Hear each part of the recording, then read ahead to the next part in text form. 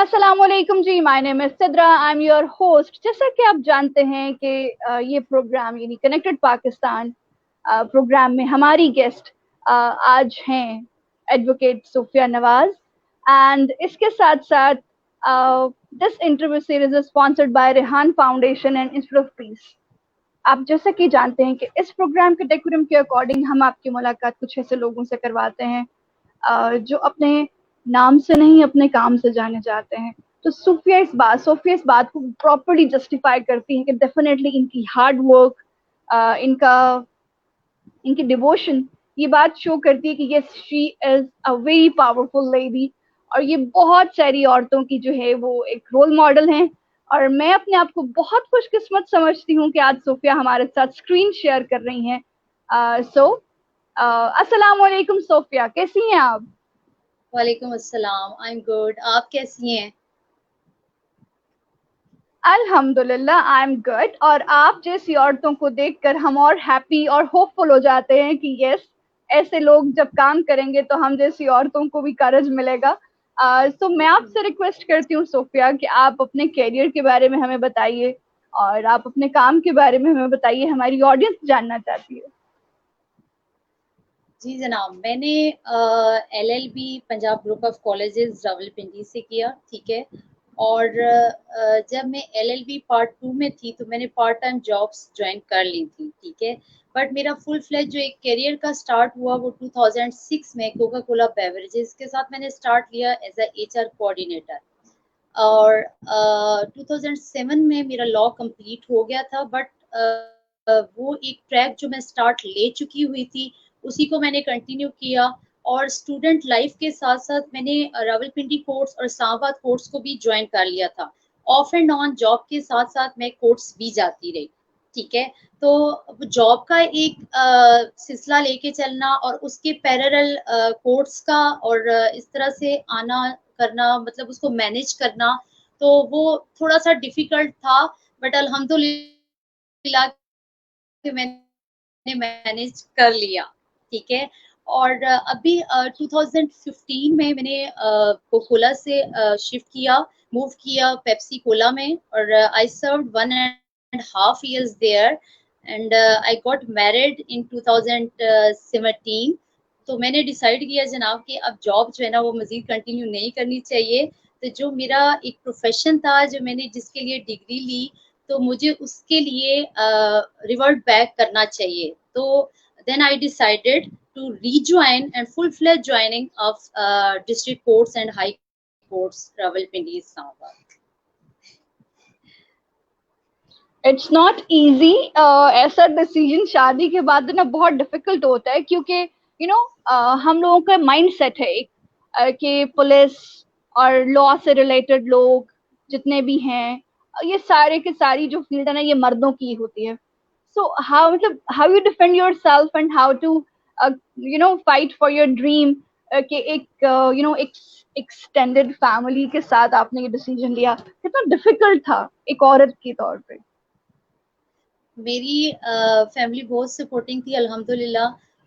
हमारी फैमिली में ऑलमोस्ट हम 8 से 10 लॉयर्स हैं, जिसमें कि मैं सिर्फ लड़की हूँ, बाकी सब मेल्स हैं। और मैं ये नहीं कह सकती कि सिर्फ मेरे पेरेंट्स ही कोऑपरेटिव थे, अल्हम्दुलिल्लाह मेरे हस्बैंड भी बहुत कोऑपरेटिव हैं। अभी शादी के बाद जब मैंने रीजॉइन किया लॉ की फील्ड को, तो बड़ा चैलेंजिंग था मेरे लिए, नो डाउट, क्योंकि दोबारा से एक फुल टाइम के लिए ज्वाइन करना और जीरो से स्टार्ट लेना, नॉट फॉर जीरो, लेकिन ये था कि बेसिक्स तो मुझे नॉलेज थी और मैं वर्किंग में भी थी। बट वो फुल फ्लैज उसकी वर्किंग करना, पब्लिक डीलिंग, फिर कोर्ट्स का वर्किंग, फिर वो सारा ड्राफ्टिंग और केस प्रिपेयर करना, तो वो टाइम कंज्यूमिंग होता है। बट मेरे लिए इतना मुश्किल नहीं था क्योंकि मैं ऑलरेडी इस फील्ड के साथ इन टच थी। जहां तक आपका पॉइंट है कि फीमेल्स के हवाले से, तो मैं नहीं समझती फीमेल्स क्या नहीं कर सकती, ठीक है। फीमेल्स लॉयर्स हैं, फीमेल्स इंजीनियर्स हैं, फीमेल्स पायलट्स हैं, आर्मी में हैं, पुलिस में हैं। तो हम तो खैर मेरी फैमिली में तो ये वाला तो माइंडसेट है ही नहीं कि जी फीमेल को इस फील्ड में नहीं जाना चाहिए या फीमेल को इस फील्ड में जाना चाहिए। मेरे फादर की ख्वाहिश थी, जब मैंने बीए किया तो मेरे फादर ने कहा कि मैं आपको लॉयर बनाना चाहता हूँ, क्योंकि मेरे चाचू सेशन जज थे। और मैंने कहा ठीक है जी, लॉयर बनाना है तो लॉयर बन जाते हैं, नो प्रॉब्लम। पहले मैंने कहा डॉक्टर बनाना है, ठीक है डॉक्टर बना ले, फिर जी लॉयर बनाना है, चलो जी फादर ने डिसाइड कर दिया। तो वो बात ये है कि फीमेल्स किसी भी फील्ड में हो, हार्ड वर्क मानता है, चाहे आपका मेल हो चाहे आपका फीमेल हो। अगर आप वर्किंग कर सकते हैं, आप में इतना स्टेमिना है, आप में इतनी करेज है, तो आपको कोई भी स्टेप बैक नहीं कर सकता, अल्हम्दुलिल्लाह। ट्रू। और डेफिनेटली ये स्टेटमेंट वही लोग फुलफिल कर सकते हैं जो गट्स रखते हैं काम करने का, जो अपने अंदर एक फ्लेम रखते हैं कि हमें ये कुछ करके दिखाना है। That's very impressive. और अगेन जिस तरह मैंने स्टार्टिंग में कहा था कि आई एम वेरी लकी कि आज मैं मैम नहीं नहीं, सोफिया के थैंक साथ you screen very share much कि कर रही हूँ। आपने मुझे इनवाइट अब मैं किया। ये जानना चाहती थैंक हूँ यू कि वेरी मच सिद्रा कि आपने मुझे ऑनर किया और अपने शो में मुझे इनवाइट किया। I am really obliged, seriously. you deserved it, you deserved it, that's why you are here. Thank you. अब मेरा अगला सवाल आपसे ये है कि यू नो अब आपने अपने तौर पे जो है वो डेफिनेटली काम किया और आप इस फील्ड में आई। अब जब आप इस फील्ड में उतरी तो लोगों के क्या रिएक्शन थे? After family reaction, what's the people's reaction?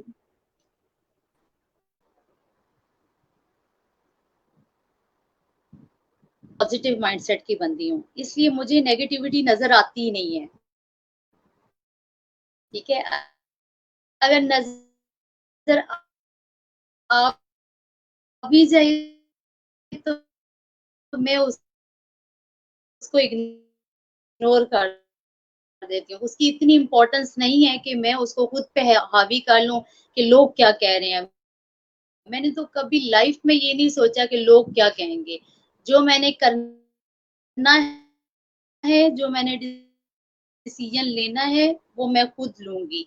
जहां तक फैमिली की बात है, वो ऑलरेडी मैं आपको बता चुकी हूँ कि मेरी, सॉरी, नाम से सोफिया नवाज, मुझे एक था के ऊपर, उसमें मजीद डेवलपमेंट्स लाऊंगी। बट अभी फिलहाल के लिए मैंने उस पे अपनी कुछ नातें अपलोड की हैं। तो जब मैंने स्टार्ट लिया तो मेरे भाई से किसी ने क्वेश्चन पूछा कि आप ना, आपकी बहन जो है वो इस तरह यूट्यूब पे आ गई है ना, तो अब तो सारे लोग देखेंगे और वो सोशल मीडिया देखेगा और इस तरह से और बड़ा सर्कुलेट होगा। तो मेरे भाई ने जवाब दिया कि वो नाते पड़ती हैं, ठीक है। और दूसरी बात ये है कि वो जो करना चाहती है उसका कोई प्रॉब्लम नहीं है, वो कर ले, एक अच्छी चीज कर रही है तो हमें उसे रोकने की क्या जरूरत है। तो देखें, ये माइंडसेट है मेरी फैमिली का। तो फिर मैं समझती हूँ कि अगर आप में करज है, आप स्टेप ले सकते हैं, आपकी फैमिली सपोर्टिंग है, तो you must do it. True, definitely. अब हमें आप ही के लास्ट आंसर से एक बहुत इंटरेस्टिंग चीज मिली है कि आपका यूट्यूब चैनल भी है और आप उस पे जो है वो माशाल्लाह नातें पढ़ती हैं और रिकॉर्ड करती हैं। तो मैं आपसे रिक्वेस्ट करूंगी कि कोई दो तीन अशार किसी भी नात के आपकी जो फेवरेट है, प्लीज हमें भी सुनाइए। जी जी जरूर, प्लीज। तेरी जालियों के नीचे तेरी रहमतों के साए, तेरी जालियों के नीचे तेरी रहमतों के साए, जिसे देख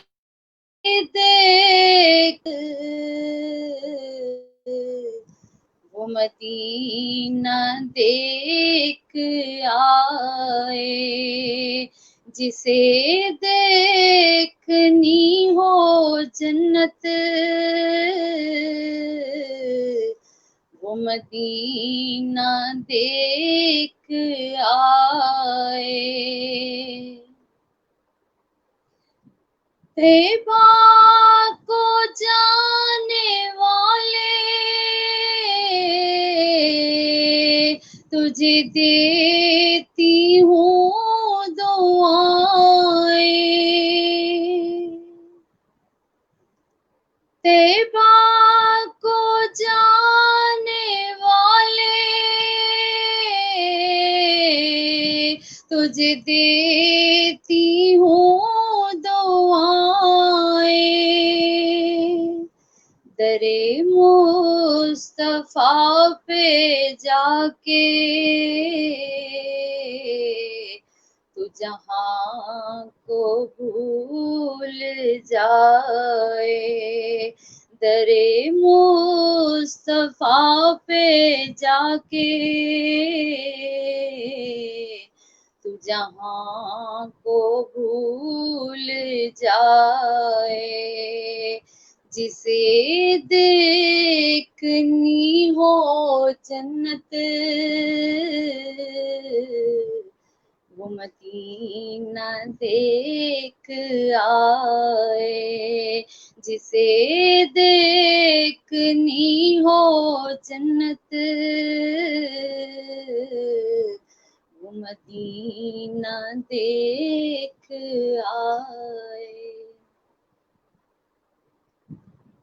सुभान अल्लाह, सुभान अल्लाह। रब ने आपको जो है वो एक ब्रेव हार्ट के साथ साथ बहुत ही सुरीली आवाज से भी नवाजा है। बहुत खूब। मैं भूल चुकी थी कि मैं एक इंटरव्यू कंडक्ट करने यहाँ बैठी हूँ, और मैं नहीं चाहती थी कि ये नात मुकम्मल हो और हम अगला सवाल शुरू करें। माशाल्लाह, अल्लाह ताला आपको इसी तरह जो है वो नबी की हम्दो सना करते जो है वो मसरूफ रखे आपको। अब मैं ये जानना चाहती हूँ, माशाल्लाह इतनी टैलेंटेड हैं, what about your marital life, बच्चे, family, husband and your work, how you carry this? अभी तो हम खुद बच्चे हैं जी। No doubt. मेरे हस्बैंड सऊदीया में होते हैं, ठीक है, और मदीना शरीफ में ही is assistant retail customer manager, और आते रहते हैं पाकिस्तान। अभी भी आए हुए हैं, हमने ईद इकट्ठे की है, ठीक है, और बच्चे नहीं हैं, ठीक है। तो बस ये है। बाकी मैं रहती हूँ पिंडी में, और जहाँ तक मेरे इन लॉज की बात है तो मेरे फादर इन लॉ नहीं है और मदर हैं, वो गांव में रहती हैं। बाकी जो मेरे बाकी इनके जो बहन भाई सब मैरिड, अपनी अपनी फैमिलीज, अपने अपने घर। वो वाला झंझट है ही नहीं कि जी नंद ये तो जेठ ये तो ससुर ये। तो बहरहाल no no, this is part of joke. मेरी मेरे इन लॉज बहुत अच्छे हैं अल्हम्दुलिल्लाह। मेरी जो नाते हैं, मेरा जो चैनल है, सबसे पहले मेरी सास सुनती है।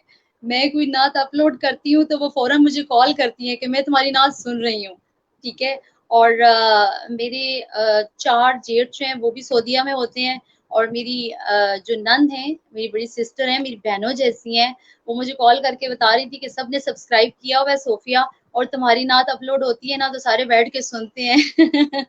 तो ये है अल्हम्दुलिल्लाह। जितने कोऑपरेटिव, जितने अच्छी मेरे पेरेंट्स साइड थी, और मुझे वो कोई वो रिस्ट्रिक्शंस नहीं मिली, ऐसे ही मेरे इन लॉज हैं अल्हम्दुलिल्लाह अल्हम्दुलिल्लाह। That's very impressive. और डेफिनेटली सवाब भी उनको मिलता है, आपको भी मिलता है, क्योंकि आपने अपलोड की है, वो सुनते हैं। That's amazing. बताइए अपने ऑफिस आवर्स के बारे में, और आजकल आप किस किस टाइप के केसेस डील कर रही हैं उनके बारे में जनाब बताइए हमें। जो ऑफिस आवर्स हैं वो कोर्ट आवर्स हैं। मैं कोर्ट आवर्स में बैठती हूँ ऑफिस में 9 to। जो लॉकडाउन के बाद हमारी वर्किंग है, रूटीन मैटर्स तो नहीं चल रहे हैं, ट्रायल्स नहीं चल रहे हैं, बट अर्जेंट मैटर्स देख रहे हैं। ड्यूटी जजेस बैठे हैं, और इस्लामाबाद की कोर्ट्स के हवाले से वहाँ पे अर्जेंट केसेस चल रहे हैं। अभी सुनने में आया है कि इंशाल्लाह रूटीन केसेस के ट्रायल्स जो हैं वो अभी स्टार्ट हो जाएंगे रूटीन में, ठीक है। और जहाँ तक मेरी वर्किंग की बात है, मैं सिविल में डील करती हूँ, क्रिमिनल में मेरा इंटरेस्ट नहीं है, ठीक है, सिविल, फैमिली, कॉर्पोरेट, जैसे कि मैंने आपको अपने इंट्रोडक्शन में भी बताया था, हमारा जो चौहान लॉ एसोसिएट है, मेरे भाई भी होते हैं मेरे साथ, हम दोनों बहन भाई मिलके काम करते हैं, वो भी लॉयर हैं। उन्होंने तो आफ्टर स्टडीज ज्वाइन ही लॉ को किया था। तो मैं और मेरा भाई हम इकट्ठे बैठते हैं, वो मुझसे जूनियर हैं लेकिन लगते बड़े हैं, ठीक है, सब लोग बोलते हैं कि ये आपके बड़े भाई हैं। स्टार्टिंग में तो मैं बोलती थी कि नहीं जी ये मुझसे छोटे हैं, इज यंगर टू मी, लेकिन जब मैंने देखा कि नहीं, सब लोगों को ये जज करते हैं कि जी मैं छोटी हूँ ये बड़े हैं, अब मैं कहती हूँ हाँ वही बड़े हैं, मैं छोटी हूँ। तो हम दोनों बहन भाई बैठते हैं ऑफिस में, उनका सेपरेट ऑफिस है, मेरा सेपरेट ऑफिस है, बट मैं कंफर्टेबल होती हूँ भाई के साथ बैठने में, क्योंकि वो ज्यादा उनकी सिटिंग नहीं होती है, वो कोर्ट्स में ही होते हैं। मैं सिविल देखती हूँ जी, कॉर्पोरेट देखती हूँ, फैमिली देखती हूँ, लेबर, कंज्यूमर, क्रिमिनल से हट के जितनी भी आपकी एरियाज हैं वो अल्हम्दुलिल्लाह मैं देखती हूँ, ठीक है। उसके लिए मुझे कोई इशू नहीं है। फैमिली केसेस ज्यादा होते हैं, सिविल ज्यादा होते हैं, फैमिली ज्यादा होते हैं, कंपनी केसेस ज्यादा होते हैं। तो वो मैं इस एरिया में भी आई एम ब्लेस्ड कि मैं उन लोगों में से नहीं हूँ कि जिन्हें फाइनेंशियली प्रॉब्लम हो। मैं जब जॉब में थी तब भी मुझे कोई इश्यू नहीं था। जब मैंने, अभी भी लोग मुझसे कहते हैं कि जॉब बहुत अच्छी थी यार, वहां पे आपकी एक लमसम और हैंडसम अमाउंट थी, आप बड़ा अच्छा अर्न कर रही थी। बट मैं समझती हूँ कि मुझे जॉब छोड़ के जब मैंने ये लॉ की फील्ड को ज्वाइन किया तो मुझे उससे ज्यादा मेरी अर्निंग हुई है। तो मेरे लिए फाइनेंशियली ना वहाँ प्रॉब्लम था तो ना यहाँ यहाँ पे प्रॉब्लम है। अल्लाह पाक का बड़ा करम है इस मामले में। चलिए आज हम आपसे जानते हैं अबाउट कि सिविल किस मतलब सिविल इश्यूज कैसे होते हैं, क्योंकि बहुत सारे लोगों को अवेयरनेस नहीं है, जो लोग जाते हैं दे नो वेरी वेल, लेकिन बहुत सारी हमारे लोग जो हैं पाकिस्तानी, उनको नहीं पता होता कि सिविल लॉज क्या हैं, उनके क्या इश्यूज होते हैं, और अगर कोई इशू हमारे साथ होता है तो हमने कैसे जो है वो अंडर द लॉ रहते हुए हमें कैसे प्रोटेक्शन मिलती है। अच्छा, ऐसा है जी कि आपके जो सिविल मैटर्स हैं उसमें प्रॉपर्टी के मेन केसेस होते हैं, प्रॉपर्टी रिलेटेड, ठीक है। उसमें पार्टीशन के केसेस हैं, उसमें पोजेशन के केसेस हैं, उसमें आपका लाइक इससे रिलेटेड जितने केसेस होते हैं वो सिविल मैटर्स हैं। और सिविल मैटर्स में जो हमारी टाइम पीरियड है एक केस को क्लोज करने का या डिसाइड करने का, दैट इज 6 मंथ्स, ठीक है। 6 मंथ्स में हमने एक सिविल केस को डिसाइड करवाना होता है। अब रहेगी बात फैमिली की, तो टाइम पीरियड उतना ही है। अब फैमिली में अगर आप बात करते हैं तो फैमिली केसेस जितने कोर्ट्स में आ गए हैं ना जी, इतने आपका क्रिमिनल साइड पे भी नहीं है जितने फैमिली केसेस हैं। बिलीव करें कि मैं आपको बताऊं कि खुला के केसेस, मेंटेनेंस के केसेस और उसके अलावा आपके फैमिली इश्यूज इतने ज्यादा हैं कि 200-250 केस एक जज के पास डेली बेसिस पे है, फैमिली जजेस के पास, ठीक है। तो वो आप ये देखें कि एडिशनल जजेस या सेशन जज या जो आपका क्रिमिनल का एरिया है उसमें टोटल को 20-25 केस एक जज के पास होता है। और अगर आप फैमिली साइड देखते हैं तो फैमिली साइड में 200-250 केस एक दिन में एक जज सुन रहा होता है, या फीमेल्स हैं तो वो सुन रही होती हैं, ठीक है। मैं वैसे फैमिली में ज्यादा डील करती हूँ और कंपनी मैटर्स में ज्यादा डील करती हूँ। तो अगर मैं आपको फैमिली से रिलेटेड बताऊं तो मैं समझती हूँ कि जो फैमिली रिलेशनशिप्स हैं वो अब वो नहीं रहे जो कि पहले होते थे। फैमिली रिलेशनशिप्स में सबसे पहली चीज होती है आपकी बर्दाश्त, एक दूसरे को बर्दाश्त करना, एक दूसरे के साथ कोऑपरेट करके चलना जी। वो चीज अब नहीं रही है। बिलीव करें कि मैं बहुत सरप्राइज्ड होती हूँ जब एक बहन आ रही होती है कि मैंने भाई पे केस करना है जी, कि जी इसने मेरी प्रॉपर्टी जो जो मेरा शेयर था वो मुझे नहीं दिया। अब फादर पे केस आ रहा है कि जी मेरा हिस्सा मुझे नहीं दे रहे हैं, मैंने अपने फादर पे केस करना है। यानी इतनी छोटी छोटी चीजों के लिए। और फिर अगर बिल्कुल फीमेल्स के हवाले से देखें तो मैं समझती हूँ कि फीमेल्स में बर्दाश्त बहुत ज्यादा होनी चाहिए, और आफ्टर मैरिड लाइफ तो और ज्यादा होनी चाहिए, ठीक है। क्योंकि आपने उसको एक एक 2 साल तो बड़ा मतलब उसको टफ टाइम को लेके चलना होता है। अननोन इन्वायरमेंट है, अननोन लोग हैं, एक डिफरेंट किस्म का आपका मेंटेलिटी है सबकी। तो वो चीज है, स्टार्टिंग डेज के अंदर ही 1 और 2 इयर्स में ही लड़की आ जाती है जी कोर्ट में कि मैंने कंटिन्यू नहीं करना, मुझे खुला चाहिए। तो वो बड़ा डिफिकल्ट होता है। मैं अगर अपनी पर्सनल बात करूं, बिलीव करें कि मेरे पास जब कोई भी फीमेल आती है, सबकी कोशिश होगी, मेरे साथ की जितनी भी कुलीग्स हैं, बीइंग अ फीमेल अगर मैं बात करूं या बीइंग अ लॉयर बात करूं, तो सबकी कोशिश होगी कि वो सेटलमेंट करवा दें। जब मेरे पास कोई भी कपल आता है कि जी इवन के लोग खुद यानी दोनों आ रहे होते हैं कि हमने अब कंटिन्यू नहीं करना, हमसे हमें डाइवोर्स, म्यूचुअल डाइवोर्स बनवा के दे दें, ठीक है।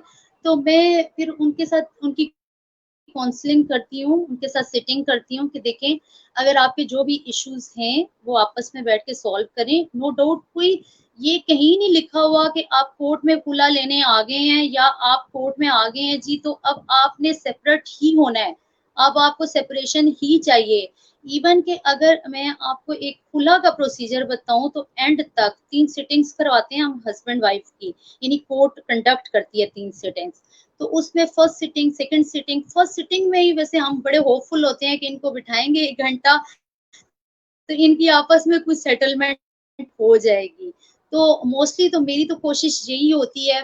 मैं मुझे मेरे भाई कहते होते हैं कि तुम अपने क्लाइंट को छोड़ के तो ओपोनेंट के साथ बात करना शुरू हो जाती हो, फैमिली में स्पेशली। तो मैं क्या करती हूँ कि मेरे पास तो चले मेल है या फीमेल है, तो मैं फिर जो ओपोनेंट होता है, अगर मेरे पास हस्बैंड है और दूसरी साइड पे वाइफ है, तो मैं उससे रिलेशनशिप बना लेती हूँ।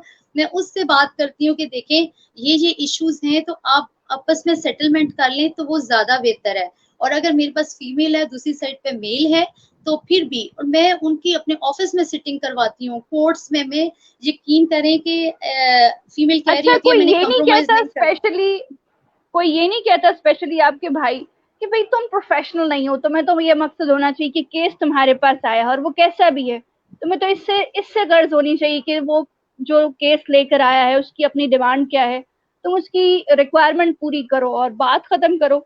सो why you are taking your time for the consultancy, definitely बड़ा सवाब का काम है। व्हाई आप क्यों उनकी काउंसलिंग करने चल पड़ती हो, कभी कुछ कभी भाई ने ऐसा कुछ कहा?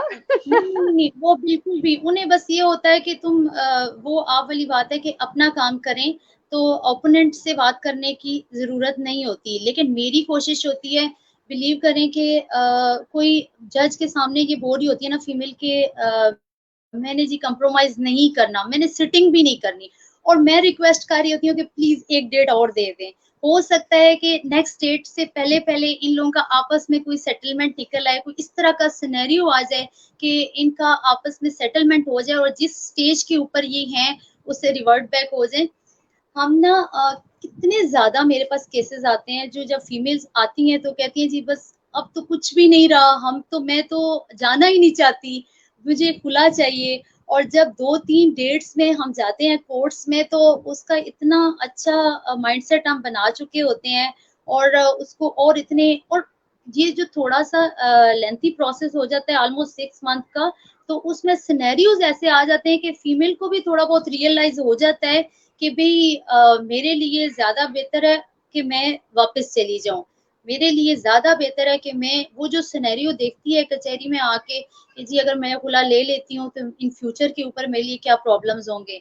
अगर बच्चों के हवाले से मैं बात करूं तो बच्चों का मेंटेनेंस वगैरह, या जी हमने नहीं, अब बच्चे अब कस्टडी के केसेस होते हैं तो उसमें माँ के पास बच्चे हैं, अब जी फादर के पास नहीं जाने, उनकी मीटिंग्स होनी है ये वो। तो वो चीजें जो रूल्स के मुताबिक चल रही होती हैं वो तो चल रही होती हैं, लेकिन जो एक इंसानी हमदर्दी होती है वो भी जरूर होनी चाहिए। प्रोफेशनलिज्म अपनी जगह पे है, जो रिजल्ट मुझे रब की जात ने देना है वो देगा, जो नसीब में मेरे लिखा है वो मिलना ही मिलना है। लेकिन ये नहीं कि मैं किसी का घर खराब करके या अपना वो देख के जी मैंने कितनी फीस लेनी है उस हिसाब से, तो वो चीज मैं कभी भी नहीं देती अल्हम्दुलिल्लाह, कि मैं इन चीजों पे फोकस नहीं करती। मेरी कोशिश होती है कि सेटलमेंट्स हो जाएं तो वो ज्यादा बेहतर है, बजाय इसके कि इन फ्यूचर के अंदर अब जब खुला लेने आती है फीमेल, तो जाहिर है जब उसने खुला लेनी है, आगे उसने कस्टडी भी फाइल करनी है, उसने मेंटेनेंस भी क्लेम करना है। तो वो एक केस था खुला का, देन वो आई, उसने मेंटेनेंस क्लेम किया, सेकंड केस, देन वो कस्टडी फाइल करेगी, थर्ड केस।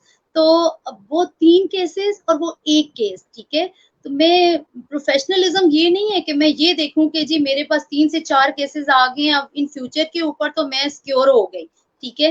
लेकिन मेरी कोशिश ये होती है कि इनकी सेटलमेंट हो जाए, वो प्रॉब्लम्स ना देखे कि जी अब वो खुला लेगी, बच्चे इनके पास रहेंगे, फिर मेंटेनेंस क्लेम करेगी, फिर कस्टडी, वो फिर चलती रहेगी कोर्ट के अंदर 6 महीने, साल, 2 साल। तो उससे बेहतर है कि वो यहीं पे इनका आपस में सेटलमेंट हो जाए, और इनके लिए ज्यादा अच्छा है कि वो सिचुएशन ना देखे जो इन फ्यूचर वो देखने वाली है।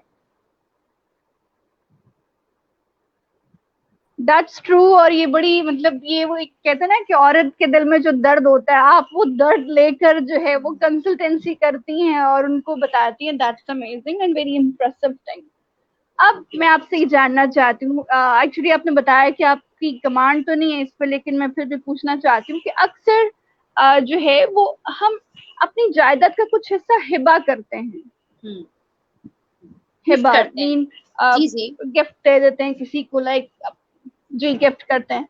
तो हिबा के लिए ब्लड रिलेशंस का होना जरूरी है? नहीं जी, ब्लड रिलेशन का होना बिल्कुल भी जरूरी नहीं है। गिफ्ट मीन्स गिफ्ट, गिफ्ट तो आप किसी को कुछ भी दे सकते हैं, चाहे वो प्रॉपर्टी है, चाहे वो आपका मूवेबल प्रॉपर्टी है, चाहे इमूवेबल प्रॉपर्टी है, वो कैश है या आपका कोई प्लॉट है, कोई घर है, वो आपने गिफ्ट कर दिया। तो गिफ्ट में तो वो चीज ब्लड रिलेशन मैटर बिल्कुल भी नहीं करता है। आप गिफ्ट कर सकते हैं, जैसे लोग अडॉप्ट कर लेते हैं बच्चों को। अब बच्चे को अडॉप्ट किया, वो उनका बेटा नहीं है या बेटी नहीं है, अब उनकी प्रॉपर्टी में उसका कोई शेयर नहीं है, ठीक है जी। जब प्रॉपर अडॉप्टेड चाइल्ड के का लीगल के अंदर यही पार्ट है कि उसका क्योंकि वो अडॉप्टेड चाइल्ड है, तो उसका पेरेंट्स की प्रॉपर्टी के अंदर कोई शेयर नहीं है, बट वो गिफ्ट कर सकते हैं उसको। देखिए, उसका ब्लड रिलेशन नहीं है अपने पेरेंट्स के साथ, ठीक है, उन्होंने अडॉप्ट किया हुआ है उसे, लेकिन वो जो गिफ्ट करेंगे वो उसको मिलेगा, वो उसका शेयर है। बहुत सारे लोग, बहुत सारी फैमिलीज हमने देखी हैं जो इससे पहले ही अपनी लाइफ में ही अपने बच्चों के नाम पे प्रॉपर्टी गिफ्ट कर जाते हैं।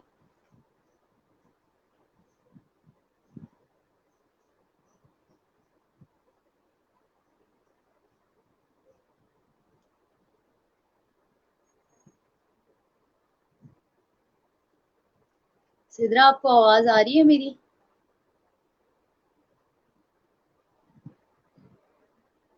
जी मैं सुन पा रही हूँ। अब मेरा अगला जी जी। सवाल आपसे ये है कि क्या हिबा किया गया जो भी यू नो मटेरियल है, कोई प्रॉपर्टी है, कोई भी चीज है, क्या वो रिटर्न ली जब क्या वो वापस ली जा सकती है? वापस ली जा सकती है, लेकिन चैलेंज किया जा सकता है। अब वो वापस ली जा सकती है या वापस मिलेगी, दैट्स नॉट श्योर, ठीक है। वो अब डिपेंड करता है प्रूफ के ऊपर, आपके एविडेंस के ऊपर, और आप कोर्ट में उसको किस तरह से प्रेजेंट करते हैं। गिफ्ट को चैलेंज किया जा सकता है, लेकिन वापस ली जा सकती है, ये ऑथेंटिक नहीं है। हम्म। शायद ये बेस करता है कि आप के पास कितना स्ट्रॉन्ग प्रूफ है, या ये एक्सपेक्ट एविडेंस के करता है कि जी बहुत जिसको गिफ्ट बहुत। दिया गया है अगर वही वापस नहीं देना चाहता तो भी जी डिफिकल्ट है, राइट? जी जी। उसका सिनेरियो क्या है, उसका सिचुएशन क्या है, और प्लस उसको अगर आप चैलेंज कर रहे हैं तो किस बेस पे चैलेंज कर रहे हैं, क्या वो इफेक्टिव भी है या नहीं है, वो टाइम बार्ड तो नहीं है। प्लस अगर आप मतलब एक ऑलरेडी गिफ्टेड चीज है, उसका टाइम पीरियड क्या था वो भी देखना है, किसने गिफ्ट किया है वो भी देखना है, उसके एविडेंस के ऊपर वो चीजें सब होंगी, तो फाइनल ट्रायल के अंदर डिसीजन होगा तो क्या करना है। अथेंटिक नहीं है कि आप वापस ले सकती हैं या नहीं ले सकती। देखिए, वो तो हम लॉयर्स पे डिपेंड करता है। I am just kidding. Or all right, all right. And definitely here is another critical mind and the other, set. technical things in it. Great. Uh, अब मैं आपसे ये जानना चाहती हूँ कि एक्सपीरियंस कर लें डेफिनेटली जो तो जी जी। अच्छा, लोगों का जो माइंडसेट है वो ये है कि जी आप एक्सपीरियंस्ड लॉयर करेंगे, आप अच्छा लॉयर करेंगे तो जो आप चाहते हैं वो हो जाएगा। ऐसा नहीं होता बिल्कुल भी, ठीक है। आप आप एक गलत काम के लिए कोर्ट में आ रहे हैं और आप एक्सपेक्ट कर रहे हैं कि जी किसी की प्रॉपर्टी है और मैं उसको अपनी पोजेशन में ले लूं या मैं उससे छीन लूं, उससे कब्जा कर लूं, तो वो चीज नहीं। अल्हम्दुलिल्लाह कि हमारे मेरे पास तो ऐसा सिनेरियो अभी तक आया ही नहीं है, क्योंकि जब क्लाइंट आके बैठता है, वो डिस्कस करता है, तो आपको आइडिया हो जाता है कि भाई ये क्या है और इसको कैसे लेके चलना है। तो ये चीजें बिल्कुल भी नहीं है कि कोई। वैसे मैं आपको ना एक बात बताऊं कि हमारे रिलेटिव्स हैं, तो उन्होंने ना लॉयर अभी रिसेंटली एक उनकी हाई कोर्ट के अंदर अपील थी, ठीक है। तो उन्होंने कहा जी कि मैंने बड़ा तगड़ा वकील कर लिया है, तो अब केस जो है ना वो हमारे हक में हो जाएगा। तो मैंने उनसे एक बात बोली, मैंने कहा आप जितना भी तगड़ा वकील कर लें ना जी, जितना भी एक्सपीरियंस्ड वकील कर लें, जो नेचुरल गार्डियंस हैं वो नेचुरल गार्डियंस ही हैं। अगर मदर है तो मदर के पास बच्चे जाएंगे, फैमिली अपील थी, और अगर फादर हैं तो फादर के पास जाएंगे, ठीक है। Natural guardian is natural guardian, वो डिसीजन उन्हीं के फेवर में जाना है। आप जितना भी एक्सपीरियंस्ड हो, जितना भी तगड़ा वकील कर लें, तो बहुत सारी चीजें मैटर करती हैं। ऐसा नहीं होता कि बहुत अच्छा लॉयर है तो आपके डिसीजन आपकी फेवर में होगा, या आपका केस बहुत स्ट्रांग है तो डिसीजन आपकी फेवर में होगा। सिचुएशंस बहुत मैटर करती हैं और एविडेंस बहुत मैटर करती है।